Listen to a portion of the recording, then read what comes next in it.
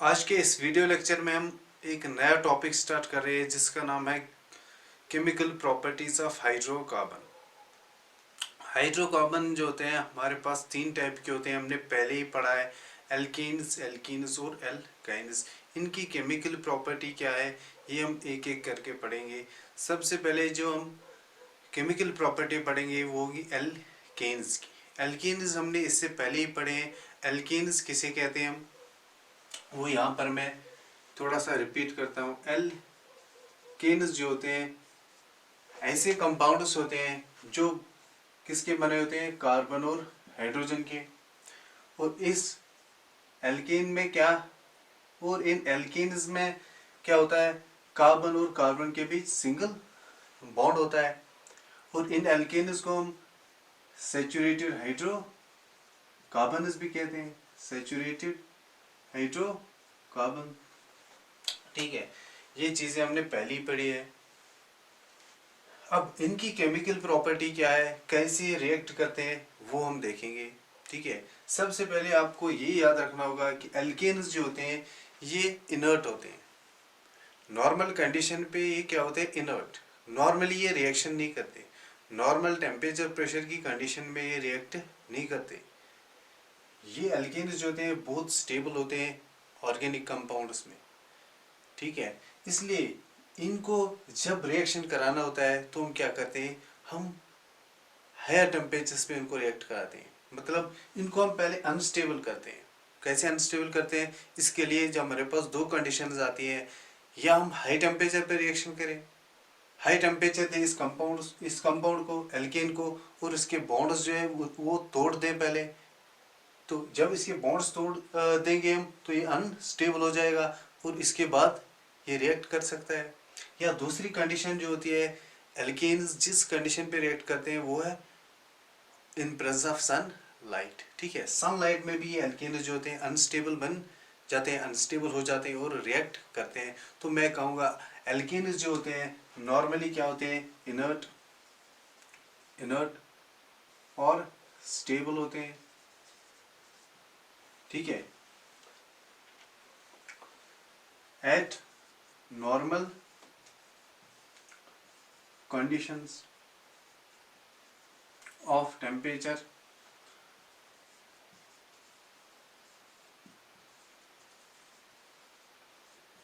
and pressure।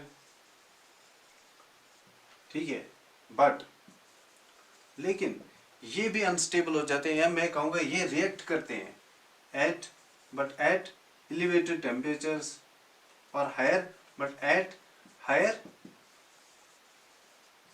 temperatures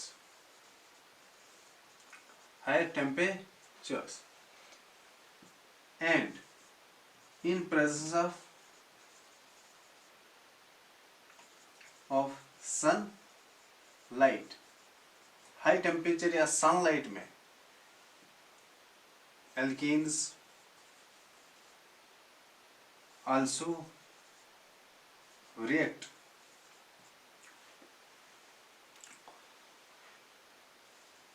and shows, और दिखाते हैं क्या, सबस्टिट्यूशन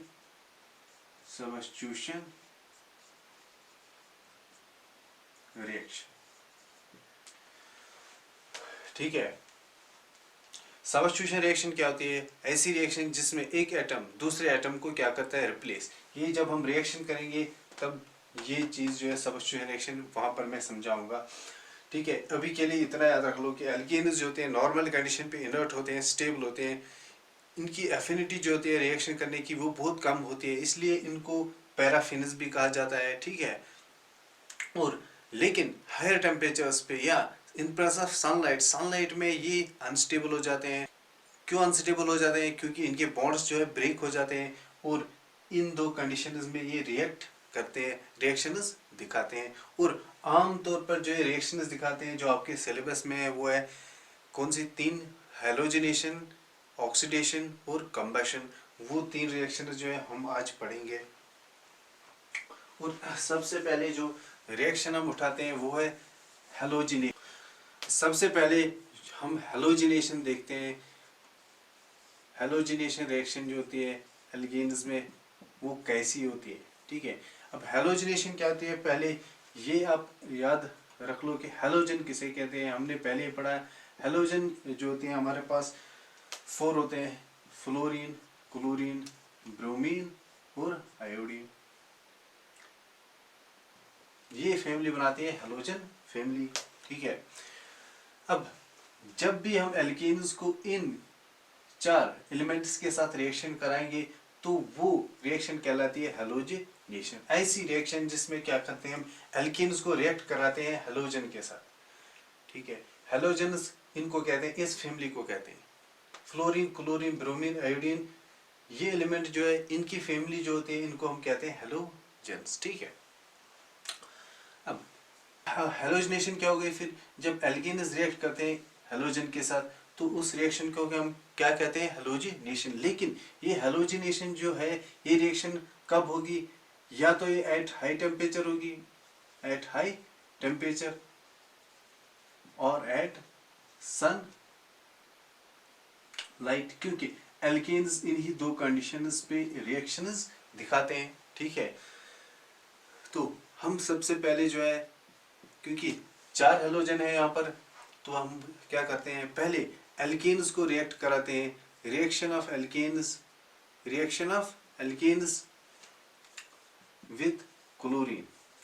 सबसे पहले हम क्लोरीन के साथ रिएक्शन कराते हैं एल्केन्स को। ठीक है, reaction of alkanes with chlorine, इस रिएक्शन को हम क्लोरीनेशन भी कहते हैं। क्या कहते हैं, क्लोरीनेशन। ऐसी रिएक्शन जिसमें क्या करते हैं हम एल्केन्स को क्लोरीन के साथ रिएक्ट कराते हैं, इसको हम कहते हैं क्लोरीनेशन भी। तो क्लोरीनेशन में कैसी रिएक्शन होती है, या मैं कहूँगा एल्केन्स जो है कैसे क्लोरीन के साथ या हेलोजन्स के साथ रिएक्ट करते हैं, वो आप देख लो। मान लो मेरे पास एक एल्केन है, ये CH4, क्या कहते हैं इसे, मीथेन। नॉमेनक्लेचर में पहले हमने पढ़ा है मीथेन। तो अगर इसको रिएक्ट कराते हैं हम क्लोरीन के साथ, Cl2 के साथ, इन प्रेजेंस ऑफ हाई टेम्परेचर और सनलाइट, Hμ, सनलाइट। ठीक है, तो रिएक्शन कैसे होगी और इसका प्रोडक्ट, इसके प्रोडक्ट जो है क्या होंगे इस रिएक्शन के, वो आप देख लो। सबसे पहले आप इस पे नजर डालो, ये एल्केन जो है इसमें इस कार्बन ने कितने बॉन्ड्स बनाए, 1 2 3 4। एक कार्बन जो है कितने बॉन्ड बनाता है स्टेबल होने के लिए, 4। तो मैं कहूँगा यहाँ पर जो कैपेसिटी है कार्बन की वो क्या है, फुल है। या मैं कहूँगा इस कंपाउंड में कार्बन की कोई वैकेंसी नहीं है। तो अगर यहाँ पर कोई वैकेंसी नहीं है तो ये क्लोरीन के साथ ऐड कैसे होगा, या ये क्लोरीन के साथ रिएक्ट कैसे करेगा, क्योंकि ये स्टेबल है। तो इसलिए हम क्या करते हैं, इस एल्केन को पहले अनस्टेबल करते हैं। अनस्टेबल कैसे करते हैं, इस पे सनलाइट डालते हैं या हाई टेम्परेचर देते हैं। तो उससे क्या होता है कि कार्बन और हाइड्रोजन के जो ये बॉन्ड्स होते हैं ये टूट जाते हैं, क्योंकि सनलाइट हो या हाई टेम्परेचर हो दोनों एनर्जी की एक फॉर्म होती है। ठीक है, अब एनर्जी जब इस पे पड़ेगी तो ये बॉन्ड जो है जो बना है कार्बन और हाइड्रोजन का, ये क्या टूट जाएगा। ठीक है, तो ये बॉन्ड अगर आप देख लो तो बॉन्ड कैसे बनता है, 2 इलेक्ट्रॉनों से, एक कार्बन देता है, एक ये हाइड्रोजन। ये बॉन्ड कैसे बना है, कार्बन की एक इलेक्ट्रॉन, इसका एक इलेक्ट्रॉन, इसी तरह ये बॉन्ड्स। और इस क्लोरीन मॉलिक्यूल में भी अगर आप बॉन्ड्स देखोगे तो वो क्या होगी, 2 क्लोरीन आपस में मिले हुए हैं ऐसे। तो इस बॉन्ड में भी 2 इलेक्ट्रॉन है, एक इस क्लोरीन का, एक इस क्लोरीन का। अब देखो जब सनलाइट इस पे पड़ेगी और सनलाइट इस पे पड़ेगी, या हाई टेम्परेचर आएगा और हाई टेम्परेचर यहाँ पे आएगा, तो क्या हो जाएगा, ये क्लोरीन का बॉन्ड जो ये टूट जाएगा। ठीक है, इसी तरह इसमें भी बॉन्ड टूट जाएगा कार्बन और हाइड्रोजन का। अब वो कौन टूट जाएगा, ये भी टूट सकता है, ये भी, ये भी, ये भी, कोई भी कार्बन और हाइड्रोजन का बॉन्ड जो है क्या टूट सकता है। और जब ये चीजें होंगी तो क्या बन जाएगा, वो देख लो आप। अगर क्लोरीन और क्लोरीन के बीच ये बॉन्ड टूट गया तो क्या बन जाएगा, 2 क्लोरीन जो है यहाँ पर Cl और Cl अलग हो जाएंगे। अब ये बॉन्ड जब टूटेगा तो ये इलेक्ट्रॉन जो है किसका, इस क्लोरीन का, ये अपने इलेक्ट्रॉन को लेगा। ये इलेक्ट्रॉन किसका, इस क्लोरीन का, ये भी अपने इलेक्ट्रॉन को लेगा। तो 2 चीजें बनेगी, Cl और इस पे एक इलेक्ट्रॉन, Cl और इस पे एक इलेक्ट्रॉन। अब यहाँ आप ये चीज भी याद रख सकते हैं कि एक अनपेयर्ड इलेक्ट्रॉन को हम फ्री रेडिकल भी कहते हैं। तो ये फ्री रेडिकल किस पे है? क्लोरीन पे। तो मैं इसको कह सकता हूँ chlorine free radical, chlorine free radical. इसी तरह जब ये सनलाइट इस पे पड़ेगी, इस बॉन्ड पे, मान लो इस बॉन्ड पे पड़ेगी तो ये टूट जाएगा, तो यहाँ पर क्या बनेगा? सी एच एच एच, और ये इसका अपना इलेक्ट्रॉन। ठीक है। इसी तरह ये हाइड्रोजन भी अलग हो जाएगा इससे, और हाइड्रोजन और इस हाइड्रोजन का अपना इलेक्ट्रॉन। ठीक है।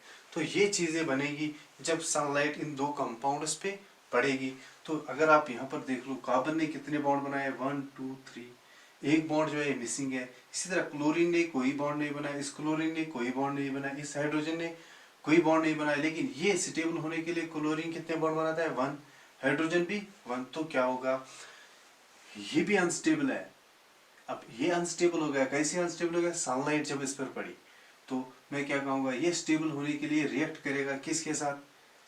या इस क्लोरीन के साथ रिएक्ट करेगा, या इस क्लोरीन, क्योंकि इसके भी एक बॉन्ड मिसिंग है, इसकी भी एक बॉन्ड मिसिंग है। ठीक है। अब ये हाइड्रोजन के साथ फिर से रिएक्ट नहीं करेगा, क्योंकि रिएक्शन हो रही है, पुराने बॉन्ड्स जो है वो टूट जाएंगे, नए बॉन्ड्स क्या फॉर्म हो जाएंगे। तो ये क्या करेगा? या इस पे अटैक करेगा या इस पे। अगर इस पे अटैक करेगा तब भी वही आंसर आएगा, इस पे अटैक करेगा तब भी वही आंसर होएगा। अब ये दो आपस में जब मिलेंगे, ये दो आपस में जब मिलेंगे तो क्या बनेगा? यहाँ पर C H H H C L, और ये दो आपस में मिलेंगे तो क्या बनेगा? H और C। तो इसको आप कंडेंस फॉर्म में भी लिख सकते हो। तो ये क्या बन गया यहाँ पर? CH3Cl, और ये HCl। ठीक है। अब अगर ये इसके साथ मिलेगा तब भी यही बनेगा। ठीक है। और ये इसके साथ तब भी यही प्रोडक्ट्स हमको मिलेंगे। तो मैं कहूँगा जब ये दो आपस में मिलते हैं तो क्या बनता है यहाँ पर? CH3Cl plus HCl। ठीक है। इसी तरह हम दूसरे एग्जाम्पल लेते हैं ब्रोमीन के साथ। उस रिएक्शन को हम फिर क्या कहेंगे? ब्रोमिनेशन।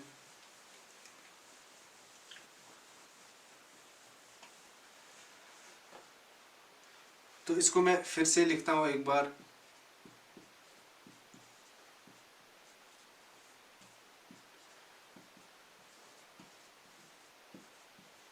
तो क्या आंसर आ जाएगा इसका?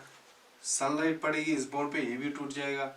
अब ये Cl और Cl ऐसे है, ये बॉन्ड भी टूट जाएगा। तो यहाँ पर क्या बनेगा? C H H H, और H अलग हो जाएगा, ये अपना इलेक्ट्रॉन लेगा, ये अपना। इसी तरह Cl Cl, ये अपना। तो यहाँ पर क्या हो जाएगा फिर? इसकी भी एक बॉन्ड मिसिंग है, इसकी भी एक बॉन्ड मिसिंग है, ये आपस में रिएक्शन करेंगे। इसी तरह इसकी भी एक बॉन्ड मिसिंग है, इसकी भी, ये आपस में रिएक्शन करेंगे। तो आंसर क्या आ जाएगा? CH3 जब इसके साथ रिएक्ट करेगा तो क्या हो प्रोडक्ट आएगा? CHHCl प्लस, ये जब इसके साथ रिएक्ट करेगा तो क्या आंसर आ जाएगा? HCl।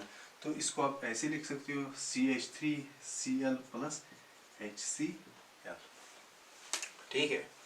तो ये आंसर आ जाएगा। इसी तरह जब ब्रोमीन के साथ ये रिएक्शन होगी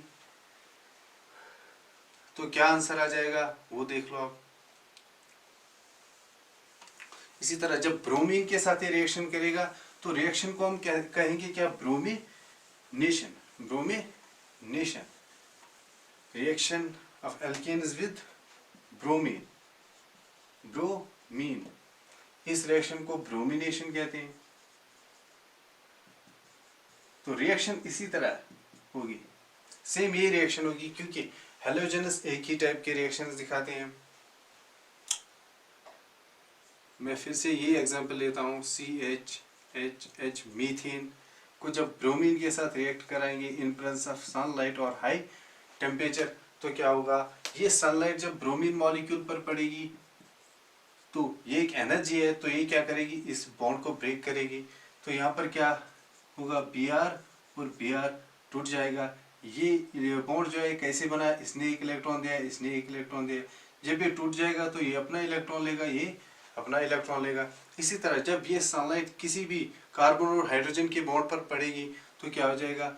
CHHH H मान लो इस पर पड़ गई तो ये बॉन्ड भी टूट जाएगा, ये अपना इलेक्ट्रॉन लेगा, ये हाइड्रोजन जो है अपना इलेक्ट्रॉन लेगा। तो ये मॉलिक्यूल जो था ब्रोमीन ये भी अनस्टेबल हो गया है, क्योंकि दो ब्रोमीन जो है अलग अलग हो गए, इसकी भी डिफिशियंसी हो, इसमें भी एक बॉन्ड की कमी होगी, क्योंकि ब्रोमीन स्टेबल होने के लिए कितने बॉन्ड्स बनाता है, 1, ये भी 1, हाइड्रोजन भी 1, कार्बन 4। तो अगर आप देखोगे इसमें भी एक बॉन्ड की डिफिशियंसी होगी, 1 2 3, खाली 3 बॉन्ड्स बनाए, इसने कोई नहीं बनाया, इसने भी कोई नहीं, इसने भी कोई नहीं। तो ये अनस्टेबल हो गए। तो ये स्टेबल होने के लिए क्या करेंगे, आपस में रिएक्शन करेंगे। तो ये ब्रोमीन इस पे अटैक करेगा, ये ब्रोमीन इस पे अटैक करेगा, या मैं कहूँगा ये ब्रोमीन इसके साथ ऐड होगा, रिएक्ट करेगा, तो ये ब्रोमीन इसके साथ मिलेगा, तो क्या बन जाएगा, CH और Br प्लस, यहाँ पर क्या आ जाएगा, H और ये Br, HBr। तो इसको आप कंडेंस फॉर्म में भी लिख सकते हो, CH3Br प्लस HBr। तो मैं क्या कहूँगा, जब एल्कीन्स हेलोजन के साथ मिलते हैं तो क्या बनता है, एल्काइल हैलाइड। इसका नाम क्या है, नोमेनक्लेचर में हमने पढ़ा था, ब्रोमोमीथेन, और ये हाइड्रोजन ब्रोमाइड। तो मैं कहूँगा जब एल्कीन्स हेलोजन्स के साथ मिलते हैं कौन से कंपाउंड्स बनते हैं, एल्काइल हैलाइड्स या हेलो एल्केन्स और हेलोजन एसिड्स। ठीक है, ऐसे करके एल्केन्स जो है हेलोजन्स के साथ रिएक्ट करते हैं। तो ये रिएक्शन जो है ये कौन सी रिएक्शन है, सबस्टिट्यूशन रिएक्शन। क्यों, क्योंकि यहाँ पर क्या होता है, अगर आप देखोगे ये पहले हमारे पास ओरिजिनल कंपाउंड था, इसमें क्या था, 1 कार्बन और 4 हाइड्रोजन। जब ये कन्वर्ट हो गया, रिएक्ट इसने किया, तो क्या बना यहाँ पर, ये कंपाउंड, इसमें कितने कार्बन है, 1, हाइड्रोजन कितने हैं, 3, और एक है ब्रोमीन। यहाँ पर देखो आप, कार्बन 1 हाइड्रोजन 4। तो इस और इस कंपाउंड में क्या फर्क है, मैं कहूँगा कि यहाँ पर 3 हाइड्रोजन, यहाँ पर 4, यहाँ पर एक हाइड्रोजन जो है कम है, उसके बदले कौन आया, Br। या आप ऐसे भी देख सकते हो, ये हाइड्रोजन 1 2 3 1 2 3, यहाँ पर जो ये हाइड्रोजन था ये बाहर निकल गया और इसके बदले में क्या आ गया, एक Br। तो इस रिएक्शन को हम क्या कहेंगे, सबस्टिट्यूशन रिएक्शन। क्योंकि ऐसी रिएक्शन जिसमें एक एटम दूसरे एटम को रिप्लेस करता है, ऐसी रिएक्शन जिसमें एक एटम दूसरे एटम को रिप्लेस करता है, उस रिएक्शन को हम क्या कहते हैं, सबस्टिट्यूशन रिएक्शन। ठीक है, इस तरह फ्लोरीन और आयोडीन के साथ जब एल्केन्स मिलते हैं तो क्या बनता है, यहाँ पर ये दो रिएक्शंस जो है ये सूटेबल नहीं है एल्केन्स में। ये आप 11th क्लास में पढ़ोगे, क्योंकि फ्लोरिनेशन ऑफ एल्कीन जो है ये रिएक्शन एक्सोथर्मिक है, हाईली एक्सोथर्मिक रिएक्शन है, इसलिए ये सूटेबल नहीं है। और ये आयोडीन के साथ जब ये मिलते हैं तो यहाँ पर HI जब बनता है, हाइड्रोजन आयोडाइड, ये एक स्ट्रॉन्ग रिड्यूसिंग एजेंट है, तो ये वापस रिएक्शन को करता है बैकवर्ड डायरेक्शन में। तो मैं कहूँगा फ्लोरिनेशन और आयोडीनेशन जो है ये सूटेबल रिएक्शंस नहीं है एल्कीन्स के साथ। तो ये हम अब 11th क्लास में डिटेल के साथ पढ़ोगे ये दो रिएक्शंस। अगली रिएक्शन जो है हमारे पास वो है कंबशन रिएक्शन। कंबशन रिएक्शन मतलब एल्केन्स को जब हम हीट करते हैं इन प्रेजेंस ऑफ ऑक्सीजन, तो वहां पर जो रिएक्शन होती है उसे हम क्या कहते हैं, कंबशन रिएक्शन। ठीक है, अब कंबशन रिएक्शन जो होती है आमतौर पर किस में होते हैं, फ्यूल्स में। ठीक है, अब यहाँ पर आप ये याद रख लो, एल्केन्स जो होते हैं या नॉर्मली मैं कहूँ हाइड्रोकार्बन्स जो होते हैं ये फ्यूल्स होते हैं। क्या होते हैं, फ्यूल्स। अब कोई भी फ्यूल जब आप किसी भी फ्यूल को हीट करोगे इन प्रेजेंस ऑफ ऑक्सीजन तो क्या हो जाएगी, कंबशन। कोई भी फ्यूल, जैसे हम आप पेट्रोल ले लो, वो फ्यूल है, उसको आप क्या करो, हीट दे दो ऑक्सीजन की सप्लाई में, वो क्या जल जाएगा। तो कोई भी फ्यूल जो होता है वो क्या करता है, ऑक्सीजन की सप्लाई में जब हम हीट करते हैं तो वो बर्न हो जाता है, कंबस्ट हो जाता है। तो ऐसी रिएक्शन जिसमें एल्कीन्स जो है कंबस्ट होते हैं, जल जाते हैं, उन्हें हम कहते हैं कंबशन रिएक्शन। क्योंकि एल्केन्स भी जो होते हैं फ्यूल्स होते हैं, इसलिए ये रिएक्शंस दिखाते हैं कंबशन वाली रिएक्शंस। तो एल्केन्स, मान लो मैं मीथेन लेता हूँ, एल्केन को जब हम हीट करते हैं ये इन प्रेजेंस ऑफ ऑक्सीजन, ठीक है, ऐसे में दिखाऊंगा। एल्केन्स को इन प्रेजेंस ऑफ ऑक्सीजन जब हीट करते हैं तो वहां पर क्या होता है, कंबशन रिएक्शन, कंबशन होती है। ये कंपाउंड जो है, ये एल्केन जो है जल जाता है। क्यों कंबशन होते हैं? क्योंकि एल्केन जो होते हैं फ्यूल होते हैं। कोई भी फ्यूल, जब किसी भी फ्यूल को हम हीट करते हैं इन प्रेजेंस ऑफ ऑक्सीजन, तो वहां पर क्या हो जाती है, कंबशन, ठीक है। अब कंबशन जब भी होगी तो कंबशन के प्रोडक्ट्स क्या होते हैं, carbon dioxide plus water plus heat या एनर्जी, ठीक है। हीट प्लस लाइट भी हो सकती है, या मैं सिंपली कहूँगा एनर्जी। जब एल्केन्स की कंबशन होगी, एल्केन्स जब जल जाएंगे, कंबस्ट हो जाएंगे इन प्रेजेंस ऑफ ऑक्सीजन, तो वहां पर क्या निकलेगा, कार्बन डाइऑक्साइड प्लस वाटर और एनर्जी निकलेगी, ठीक है। तो मैं कहूँगा मीथेन की जब कंबशन होगी इन प्रेजेंस ऑफ ऑक्सीजन, तो क्या हो जाएगा, कार्बन डाइऑक्साइड बनेगा, वाटर बनेगा और क्या निकलेगी, हीट और एनर्जी। अब इस रिएक्शन को आप बैलेंस भी कर सकते हो। इस कैसे बैलेंस कर सकते हो, अब इसमें देखो कार्बन हाइड्रोजन कितने हैं, हाइड्रोजन कितने हैं, 4, इसमें कितने हाइड्रोजन है, 2, तो मैं मल्टीप्लाई 2 करूंगा, ठीक है। अब देखो इस साइड में कितने ऑक्सीजन आ गए, 2 प्लस 2, 2 ऑक्सीजन प्लस 2 ऑक्सीजन कितने हो गए, 4। इस साइड में कितने हैं, ओनली 2, तो मैं इसको मल्टीप्लाई करता हूँ 2 से, तो ये बैलेंस हो जाएगी। तो मैं कहूँगा मीथेन को जब हम कंबशन करते हैं इन प्रेजेंस ऑफ ऑक्सीजन, तो क्या निकलता है, carbon dioxide plus 2 times water plus heat, ठीक है।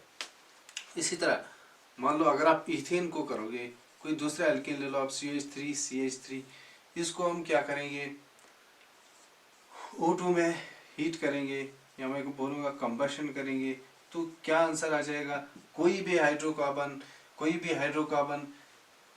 जब जल जाता है, कंबशन हो जाती है, तो क्या निकलता है वहां से, carbon dioxide plus water plus energy. ये प्रोडक्ट होगा इस रिएक्शन का। अब इसके बाद आपको क्या करना है, इस रिएक्शन को आप बैलेंस करो। इसमें कितने हाइड्रोजन है, पहले हाइड्रोजन को बैलेंस करो, क्योंकि ये ज़्यादा क्वांटिटी में है। 3 प्लस 3 6, यहाँ पर कितने है, 2, तो मैं यहाँ पर मल्टीप्लाई करूँगा 3 से, 3 2 जार 6 हाइड्रोजन आ गए। अब कार्बन बैलेंस करो, कार्बन कितने हैं, 2, इस साइड में कितने हैं, ओनली 1, तो इसमें मल्टीप्लाई करो आप 2। अब इसके बाद आप ऑक्सीजन को क्या करो बैलेंस, इस साइड में कितने ऑक्सीजन है, 2, O2 2 बार है, तो कितने ऑक्सीजन हो गए, 4, 2 2 जार 4 ऑक्सीजन। यहाँ पर कितने हैं, 3, और टोटल कितने ऑक्सीजन है, 7। अब ये कैसे बैलेंस करोगे आप, O2 क्योंकि 7 आ गए, ऑड आ गए, आप लिखो 7/2, क्योंकि 7 ऑक्सीजन है, तो ये कितने हो गए, ये देख लो आप, 7 2 जार 14, 14/2 कितने हो गए, 7 ऑक्सीजन, ठीक है। अब ऐसे आप बैलेंस कर सकते हो, क्योंकि जब ऑड में आ जाएगा ऑक्सीजन, तो आप कैसे बैलेंस करोगे इसको, आप लिखो जितने ऑक्सीजन है राइट हैंड साइड में, उसको डिवाइड करो आप 2 से, तो वहां पे ये बैलेंस हो जाएगी ऑटोमेटिकली, ठीक है। तो मैं कहूँगा कंबशन रिएक्शन जो है, ये एल्केन्स या कोई भी हाइड्रोकार्बन्स जो होते हैं, इनको जब हम हीट करते हैं इन प्रेजेंस ऑफ ऑक्सीजन, तो रिएक्शन जो होती है यहाँ पर वो होती है कंबशन रिएक्शन, क्योंकि हाइड्रोकार्बन्स जो होते हैं वो फ्यूल्स होते हैं, ठीक है। फ्यूल्स जो होते हैं वो जब हीट करते हैं इन प्रेजेंस ऑफ ऑक्सीजन, तो वहाँ क्या हो जाती है, कंबशन। और एल्केन्स जब कंबस्ट होते हैं, जल जाते हैं, तो उनके प्रोडक्ट्स जो होते हैं वो क्या होंगे, हमेशा कार्बन डाइऑक्साइड प्लस वाटर। कोई भी एल्केन जब जलेगा, कंबस्ट होगा, तो यही आंसर्स होंगे। फिर आपको ये ख्याल रखना है कि बैलेंस करना है रिएक्शन को। जैसे यहाँ पर जब मीथेन की कंबशन होगी, तो क्या निकलेगा, कार्बन डाइऑक्साइड प्लस वाटर। अब ये कितने बार निकलेगा, ये कितने बार निकलेगा, वो आप बैलेंस करो। यहाँ पर देखो कितने हाइड्रोजन है, यहाँ इस साइड में भी उतने ही रखो। यहाँ पर देखो कार्बन कितने हैं, इस साइड में भी उतने ही रख लो। ये बैलेंसिंग ऑफ केमिकल रिएक्शन आपने पहले चैप्टर में पढ़ी है, तो आपको ये खुद भी आ जाएगा, ठीक है। ऐसे होती है केमिकल कंबशन ऑफ एल्केन्स। और एक रिएक्शन जो होती है एल्केन्स में, वो है ऑक्सीडेशन, ठीक है, कंट्रोल्ड ऑक्सीडेशन। अब ऑक्सीडेशन किसे कहते हैं हम? ऑक्सीडेशन रिएक्शन तो आपने पढ़ेगी, ऐसी रिएक्शन जिसमें क्या होता है, addition of oxygen. Addition of oxygen जब हो तो क्या कहते हैं हम, ऑक्सीडेशन। ठीक है, या ऐसी प्रोसेस जिसमें ऑक्सीजन ऐड होता है कंपाउंड को, उसको हम क्या कहते हैं, oxidation reaction. The process in which oxygen adds to any compound is called oxidation reaction. तो जब एल्कीन्स को ऑक्सीडेशन हम करते हैं तो क्या प्रोडक्ट निकलते हैं, वो आप देख लो। हमारे पास 3 पॉसिबल प्रोडक्ट्स हैं जब एल्कीन्स को हम क्या करते हैं, ऑक्सीडेशन। ऐसे अब ऑक्सीडेशन जो हम करते हैं तो ये किसी की मदद से हम करते हैं, मतलब एडिशन ऑफ ऑक्सीजन करना है हमें, तो इसके लिए हमें कुछ चीज़ों की ज़रूरत पड़ती है जो क्या करते हैं, कंपाउंड में ऐड करते हैं ऑक्सीजन। तो उन चीज़ों को हम कहते हैं ऑक्सीडाइजिंग एजेंट्स। क्या कहते हैं, ऑक्सीडाइजिंग एजेंट्स। ऑक्सीडाइजिंग एजेंट्स होते हैं हमारे पास, मतलब ऐसे एजेंट्स, ऐसे कैटलिस्ट्स जो क्या करते हैं, एडिशन ऑफ ऑक्सीजन, जो हेल्प करते हैं किसमें, एडिशन ऑफ ऑक्सीजन करने में। ठीक है, उनको हम क्या कहते हैं, ऑक्सीडाइजिंग एजेंट्स। तो ऑक्सीडेशन जो होती है ऑक्सीडाइजिंग एजेंट्स की मदद से होता है। अब ऑक्सीडाइजिंग एजेंट्स क्या है हमारे पास, वो बहुत से हैं, वो डिफरेंट तरीके से क्या करते हैं, रिएक्ट। ठीक है, अब और इसीलिए मैंने बोला कि डिफरेंट प्रोडक्ट्स हो सकते हैं यहाँ पर, वो डिपेंड करेगा कौन सा ऑक्सीडाइजिंग एजेंट आप उठाते हो। ठीक है, या कौन सा ऑक्सीडाइजिंग एजेंट आप यहाँ पर लेते हो। जैसे मैं इसमें पहले जनरली ये बोलूँगा कि ऑक्सीडेशन कैसे होगी, फिर हम ऑक्सीडाइजिंग एजेंट की बात करते हैं। तो इस कंपाउंड में ऑक्सीडेशन जब होगी तो क्या प्रोडक्ट्स होंगे, वो देख लो आप। अब ऑक्सीडेशन होता है एडिशन ऑफ ऑक्सीजन और रिमूवल ऑफ हाइड्रोजन। ठीक है, अब यहाँ पर आप देख लो कार्बन जो है कितने बॉन्ड्स बनाता है, 4। इस यहाँ पर कितने बनाए, 1 2 3 4 बॉन्ड्स कंप्लीट बने। तब तो जब हम इसको ऑक्सीडेशन करेंगे, एडिशन ऑफ ऑक्सीजन करेंगे, तो ये इसमें हो जाएगा या नहीं हो जाएगा। यहाँ पर पॉसिबल है एडिशन ऑफ ऑक्सीजन, नहीं, क्यों, क्योंकि कार्बन ने 4 बॉन्ड्स बनाए हैं जो वो बनाता है स्टेबल होने के लिए। अब यहाँ पर दूसरा एटम जो है ऐड नहीं हो सकता है, तो मैं क्या करूँगा, मैं कहूँगा ये इसमें पहले होगी रिमूवल ऑफ हाइड्रोजन, क्योंकि रिमूवल ऑफ हाइड्रोजन करने को भी क्या बोलते हैं, ऑक्सीडेशन। तो यहाँ पर पहले रिमूवल ऑफ हाइड्रोजन हो जाएगा, क्योंकि यहाँ पर ऑक्सीजन ऐड करने के लिए वैकेंसी नहीं है। तो जब रिमूवल ऑफ हाइड्रोजन होंगे तो क्या होगा, तो यहाँ पर डिफरेंट मेथड्स है मेरे पास। कोई 1 हाइड्रोजन भी रिमूव कर सकता है, कोई 2 हाइड्रोजन भी रिमूव कर सकता है, कोई 3 हाइड्रोजन भी रिमूव कर सकता है। अब मान लो मैं 1 हाइड्रोजन इसमें रिमूव करता हूँ तो क्या प्रोडक्ट आ जाएगा, CH H, और 1 हाइड्रोजन, ये हाइड्रोजन जो बाहर निकल जाएगा ऐसे। ठीक है, या ऐसे कोई 2 हाइड्रोजन जो है वो बाहर निकालेगा, मान लो ये वाला हाइड्रोजन और ये वाला हाइड्रोजन, और यहाँ बाहर निकलेंगे 2 हाइड्रोजन H2। ठीक है, अब इस कंडीशन में क्या होगा, जब 1 हाइड्रोजन बाहर निकलेगा तो ऐड क्या होगा, 1 ऑक्सीजन। तो जब 1 ऑक्सीजन यहाँ पर आ जाएगा ऐसे। ठीक है, लेकिन ऑक्सीजन जो है कितने बॉन्ड बनाता है स्टेबल होने के लिए, ये हमने पढ़ा है, 2 बॉन्ड्स। लेकिन यहाँ पर कितने बॉन्ड्स बनाए ऑक्सीजन ने, 1 ही। क्यों, क्योंकि कार्बन के पास 1 ही वैकेंट बॉन्ड था, तो इसका 1 बॉन्ड जो है वो अभी भी क्या है, मिसिंग है।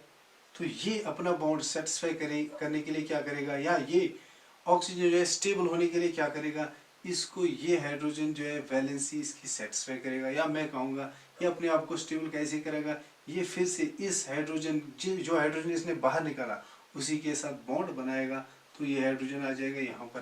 तो ये आ जाएगा इस पहली कंडीशन में आंसर। और दूसरी कंडीशन में क्या होगा, जब 2 हाइड्रोजन बाहर निकलेंगे तो अंदर क्या आ जाएगा, और 1 ऑक्सीजन। ऐड क्या हो जाएगा, 1 ऑक्सीजन, क्योंकि हम ऑक्सीडेशन कर रहे हैं। तो ऑक्सीजन कितने बॉन्ड्स बनाता है, 1 2। तो यहाँ मैं ऐसे कहूँगा, जब ऑक्सीजन अंदर आ जाएगा, ऐड होगा, तो ये इसके साथ बॉन्ड बनाएगा ऐसे। लेकिन 1 ऑक्सीजन कितने बॉन्ड बनाता है स्टेबल होने के लिए, 2। कार्बन के पास भी कितने मिसिंग है, 2, 1 2 3, अभी भी 1 बॉन्ड मिसिंग है, इसका भी। तो ये क्या बनाएगा, 2 बॉन्ड्स ऐसे। तो पहली कंडीशन में क्या आंसर मिला हमें, CH3 और OH। दूसरी कंडीशन में हमें क्या आंसर मिला, CH H2CH2 double bond O। अब इस कंपाउंड को हम क्या कहते हैं? अल्कोहल, क्योंकि नॉमेनक्लेचर में हमने पढ़ा ऐसे ऑर्गेनिक कंपाउंड जिसमें क्या पाया जाता है? OH, हाइड्रोक्सी ग्रुप, उनको हम कहते हैं अल्कोहल्स। इसको हम क्या कहते हैं? अल्डेहाइड, अल्डेहाइड, क्योंकि ऐसे ऑर्गेनिक कंपाउंड जिनमें पाया जाता है CHO, ये CHO, उसको हम कहते हैं अल्डेहाइड। ठीक है, तो मैं कहूँगा जब ऑक्सीडेशन होती है एल्केन्स की, वो डिपेंड करता है ऑक्सीडाइजिंग एजेंट्स पे कि किन ऑक्सीडाइजिंग एजेंट्स का मदद लेते हैं। तो ऑक्सीडेशन प्रोसेस में जो कंपाउंड्स, पॉसिबल कंपाउंड्स हैं, वो क्या है? एल्केन्स को ऑक्सीडेशन जब होगी तो वो अल्कोहल्स में भी कन्वर्ट हो सकते हैं। इसी तरह एल्केन्स को जब ऑक्सीडेशन होगी तो वो अल्डिहाइड्स में भी कन्वर्ट हो सकते हैं। ये डिपेंड करेगा कौन सा ऑक्सीडाइजिंग एजेंट हम यूज़ करें। मान लो अगर हम कॉपर यूज़ करेंगे तो ये प्रोडक्ट आ जाएगा। ठीक है, इसी तरह अगर हम ये ऑक्सीडाइजिंग एजेंट यूज़ करेंगे MO2O तो अल्डिहाइड बन जाएगा। ठीक है, तो मैं कहूँगा ऑक्सीडेशन जो होती है एल्केन्स की, वो डिपेंड करता है ऑक्सीडाइजिंग एजेंट्स पे। और एल्केन अल्कोहल में भी कन्वर्ट हो सकता है, अल्डिहाइड में भी कन्वर्ट हो सकता है, इसी तरह कार्बोक्सिलिक एसिड में भी कन्वर्ट हो सकता है। ये डिपेंड करेगा कि हम कौन सा ऑक्सीडाइजिंग एजेंट यूज़ कर रहे हैं। और प्रोडक्ट्स कैसे निकालोगे आप, वो मैंने शॉर्टकट यहाँ पर बता दिया है। अब क्या कर लो, पहली कंडीशन में ले लो आपके, अगर आप हाइड्रोजन बाहर निकालोगे तो ये बन जाएगा ऐसे। इसी तरह दो हाइड्रोजन अगर बाहर निकालोगे तो ये बन जाएगा। इसी तरह अगर हम 3 हाइड्रोजन जो है बाहर निकालेंगे कंपाउंड में तो वहाँ पर क्या कौन सा कंपाउंड बनेगा वो देख लो आप। अगर अब कोई ऐसे रिएक्शन कराएगा, क्योंकि रिमूवल ऑफ हाइड्रोजन करते हैं हम पहले स्टेप में, फिर करते हैं हम एडिशन ऑफ ऑक्सीजन। अब अगर कोई 3 हाइड्रोजन बाहर निकालता है, ये देख लो 3 हाइड्रोजन, तो क्या बनेगा यहाँ पर HCH, और कितने बॉन्ड्स वैकेंट होंगे और कार्बन के 1 2 3। तो जब ऑक्सीडेशन होगी एडिशन ऑफ ऑक्सीजन होगा। अब जब ऑक्सीडेशन होगी एडिशन ऑफ ऑक्सीजन तो क्या होगा? अब ऑक्सीजन आ जाएंगे यहाँ पर। अब पहले एक ऑक्सीजन लाओ आप, जब ऑक्सीडेशन हो जाएगी, अब जब ऑक्सीजन ऐड होगा तो क्या होगा? ऑक्सीजन यहाँ पर कार्बन के साथ मिल जाएगा और कितने बॉन्ड्स बनाएगा? कार्बन की कितनी वैकेंसी है? 3, लेकिन ऑक्सीजन कितने बॉन्ड बनाता है स्टेबल होने के लिए? 2, तो ये इसके साथ 2 बनाएगा। अभी भी एक जो है वो क्या रह जाएगा? वैकेंट। ठीक है, एक वैकेंट रह जाएगा, फिर से ऑक्सीजन आ जाएगा, ऐड हो जाएगा, क्योंकि अभी भी यहाँ पर एक वैकेंसी है। तो इसको इस पे क्या हो जाएगा? फिर से एडिशन ऑफ ऑक्सीजन, तो यहाँ पर क्या आ जाएगा? एक ऑक्सीजन। लेकिन ऑक्सीजन जब यहाँ पर आ जाएगा, कार्बन की वैलेंसी जो है सेटिस्फाई हो जाएगी, कार्बन तो स्टेबल होगा, लेकिन ये ऑक्सीजन जो है स्टेबल होगा नहीं। क्यों? क्योंकि ऑक्सीजन स्टेबल होने के लिए कितने बॉन्ड्स बनाता है? 2। तो क्या हो जाएगा यहाँ पर? जो 3 हाइड्रोजन यहाँ पर बाहर निकले, 3 हाइड्रोजन जो यहाँ पर बाहर निकले, उनमें से वापस एक वापस आ जाएगा और इसके साथ बॉन्ड बनाएगा, क्योंकि ऑक्सीजन अनस्टेबल हो गया है, वो इसको स्टेबल करने आ जाएगा ऐसे। तो यहाँ पर कौन सा कंपाउंड बन गया है? ये देख लो आप, CHOOH,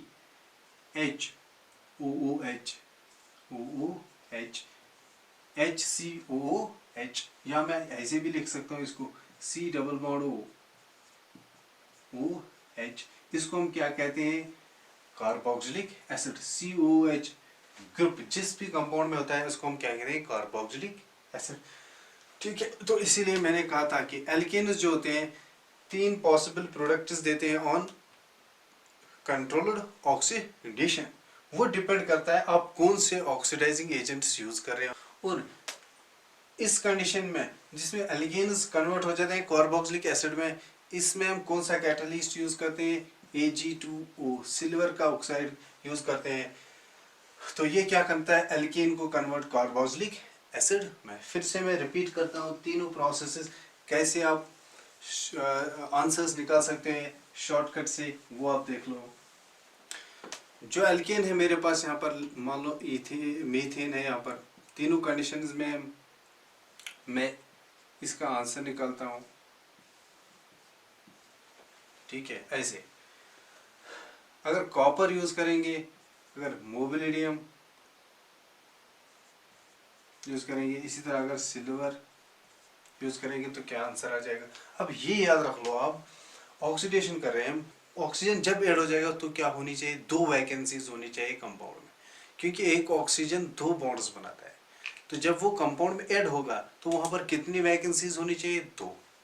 लेकिन पहली कंडीशन में हम आप क्या करो, हमने कहा था कि पहली कंडीशन में हम एक हाइड्रोजन रिमूव करते हैं।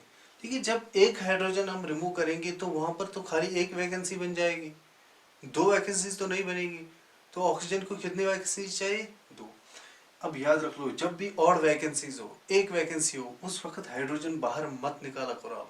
आप क्या करो, आप हाइड्रोजन के बगल में लिखो, हाइड्रोजन के पास लिखो एक ऑक्सीजन, वही आंसर हो जाएगा। जैसे इस कंपाउंड में मैं करता हूँ CHHH, क्योंकि एक हाइड्रोजन निकालने से कोई फायदा नहीं आएगा, क्योंकि एक ही वैकेंसी क्रिएट होगी। तो मैं क्या कहूँगा, इस हाइड्रोजन के पास रखूंगा मैं एक ऑक्सीजन OH, ये आंसर आ जाएगा।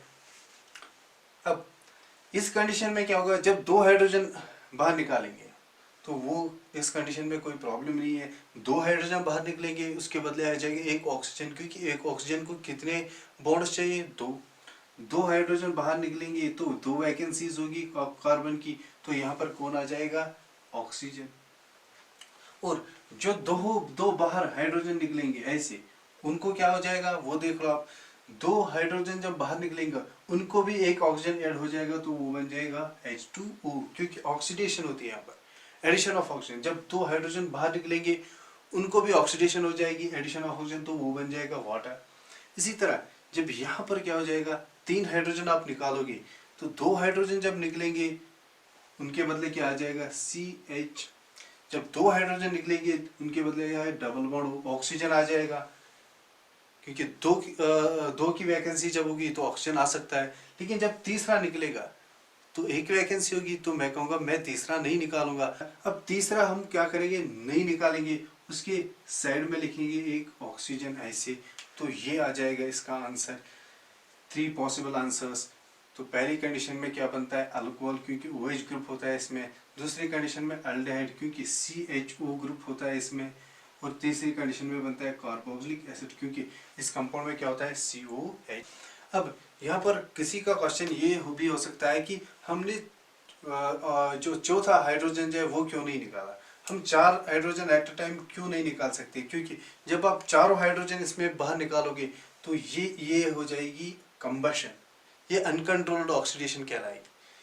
ठीक है, हम कंट्रोल्ड ऑक्सीडेशन करेंगे, क्योंकि अगर आप चारों हाइड्रोजन बाहर निकालोगे तो क्या बन जाएगा यहाँ पर कार्बन, और इसके कितने बॉन्ड्स मिसिंग होंगे, 4, क्योंकि सब हाइड्रोजन बाहर निकलेंगे। तो अब क्या आ जाएगा, यहाँ पर एक ऑक्सीजन आ जाएगा, ऐड हो जाएगा। ऑक्सीजन कितने बॉन्ड बनाता है, 2। इसी तरह अभी भी कितने वैकेंसी है इस कार्बन में, 2, तो इस साइड से एक और ऑक्सीजन आ जाएगा, तो ये क्या बन जाएगा, CO2, कार्बन डाइऑक्साइड। और यहाँ पर कितने हाइड्रोजन बाहर निकले, 4 हाइड्रोजन। तो जब इनकी ऑक्सीडेशन हो जाएगी तो मैं कहूँगा 2 टाइम्स H2 निकला बाहर, 2 2 4, इनकी ऑक्सीडेशन हो जाएगी तो ये क्या बन जाएगा, एडिशन ऑफ ऑक्सीजन हो जाएगा, 2SH2O। तो ये क्या कहलाएगी, ये रिएक्शन ऑक्सीडेशन या कंबशन, कंबशन, क्योंकि ये प्रोडक्ट्स किसके हैं, कंबशन के, क्योंकि कंबशन में निकलता है कार्बन डाइऑक्साइड प्लस H2O। ठीक है, तो ये अनकंट्रोल्ड ऑक्सीडेशन हो जाएगी, जिसे हम क्या कहते हैं, कंबशन। हम कंबशन नहीं कर रहे हैं, हम ऑक्सीडेशन कर रहे हैं, इसलिए मैंने कहा कि हम 3 हाइड्रोजन यहाँ पर निकाल सकते हैं। जो 4 हाइड्रोजन यहाँ पर, चारों हाइड्रोजन बाहर नहीं निकाल सकते, क्योंकि वो फिर बन जाएगी अनकंट्रोल्ड ऑक्सीडेशन या कंबशन। और यहाँ पर क्या प्रोडक्ट होगा, और एक, क्योंकि यहाँ पर 3 हाइड्रोजन हमने 2 हाइड्रोजन बाहर निकाले, एक हाइड्रोजन वहीं पर फिर रखा हमने बाद में, तो यहाँ पर कितने हाइड्रोजन बाहर निकले, 2 H2। और इनकी जब, इन 2 हाइड्रोजन की जब ऑक्सीडेशन होगी तो क्या बन जाएगा, H2। तो ये पॉसिबल आंसर्स थे हमारे पास ऑक्सीडेशन के।